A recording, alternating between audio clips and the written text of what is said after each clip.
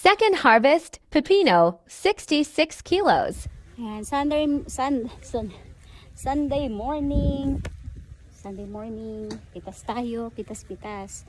So, meron tayong pitas ng sitaw. Ayan. Ito yung pitas natin sitaw. Ayan. Hindi pa sila tapos. Kasama yung mga bata. Gagawa daw sila ng kite. Ayan, silipin natin ngayon yung ating syempre yung ating bagong tanim na pipino. Ayan. Makapalang dahon dito sa kabilang side. Ayan, ayun. So, meron tayo dito. Ayun. Ayan. Let's look for pipino. Ayan. So, pangalawang harvest ngayon ng Pilipino tuloy. Pipino. So, mamaya, pipitas tayo uli at panigurado. Ayan, panigurado, dodoble yung ating pitas. Nung nakaraan, naka 15 kilos. Ito, hindi pa to pwede. Ayan, kasama na yung mamaya. Ayan. Ayan. Ito pa. Ito pa. Ito pa. Uy, may mabait na tumira. Ay, nako. So, ayan. After lunch natin, pipitasin tong pipino para hindi siya lalambot agad. So, unahin muna namin yung mga sitaw.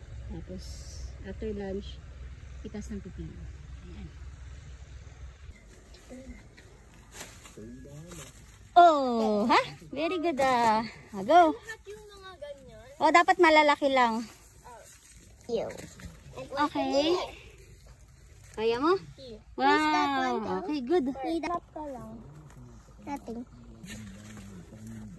Wait. It's hiding. I can't get it.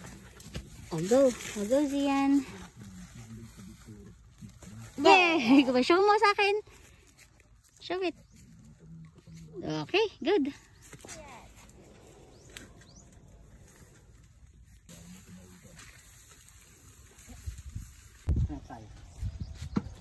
I wanna come too. Yeah.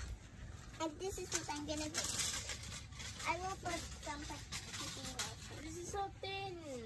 Thin? Oh yeah. Huh? You okay? Yay! Wait, try mo kaya gawin yung cucumber salad. Okay. Ang dami Nakakahilo. Nakakahilo kumuha ng pipino. Pero fragile siya, no? Napaka-fragile.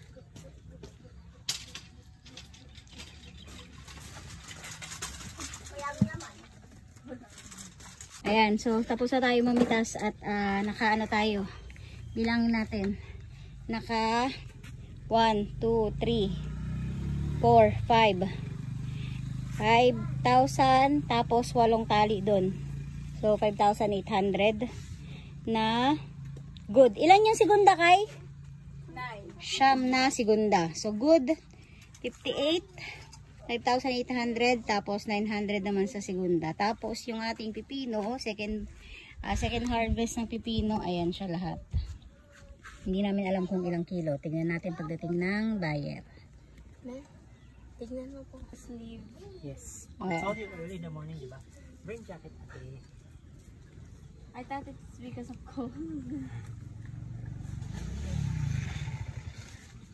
Ayan na, nasuyod mo na lahat. Isa pa. Saan? Diyan. Where are you gonna look? So may grasses. Okay, so nakapitas na tayo. Meron na tayong napitas ngayong araw sa sitaw. Meron tayong 5,800. Tapos itong segunda ay 900. 900. So halos 6,000 700 Oo. yung sitaw. Oo, kasi kung Tapos, sasama mo yung segunda, pipino naman natin ay hindi natin alam. hindi pa alam pero nasa siguro around 50 kilos. At least 50 kilos yung meron tayo dito. Yung okra hindi pa napipitas. Konti lang naman yun eh. Pero ayan yung ating pitas. Salamat sa magandang harvest. So, pag gusto nyo maggulay, ganito yung makukuha nyong harvest kapag inalagaan nyo yung mga tanim. Okay. Yes. Daming supplier eh. Daming Pili nga po, supplier. 5 piso na po. Ha? Pili. Ano bang magandang presyo ng pipino? Then, yung ganyang presyo, maganda yan. Kasi maano ito sa timbang eh. Mabigat. Mabilis ako maano sa timbang po. Pero yung size niya, okay lang naman yung mga pitas niya. Okay yan. Okay po. Tama naman yung gawa namin. Kasi nangangapa kami. Ayan o. Yung mga, kaya lang yung mga ganito, yung mga pilitas, kaya lang may tawa na rin. Oo, kinuha ko na lang dahil nga ano na eh. Oo ka mo, dahil yan dyan. Kahit ka mo. Lang ko eh. Yan. So, nandito na yung ating mga mamahaling Okra, buyer. kinuha mo rod. Sinabi yung 2 bulto. May alapat mga tang takto na yun eh. Iyo, meron niya. Ikaw na. Kuha ko nga kamatis pang tukot. Mamaya na, pupunta ron. Kuha. Sige, oh. Sige, bigyan mo siya. Kanila ka, yan yun lang po kami. Makakagis ko ng kami ng ron. Kuha ko kamatis ang tukot. Ano sa ibabaw? Yan ang ating pipino. O, dumami siya. Kasi nakaraan, naka-15 tayo.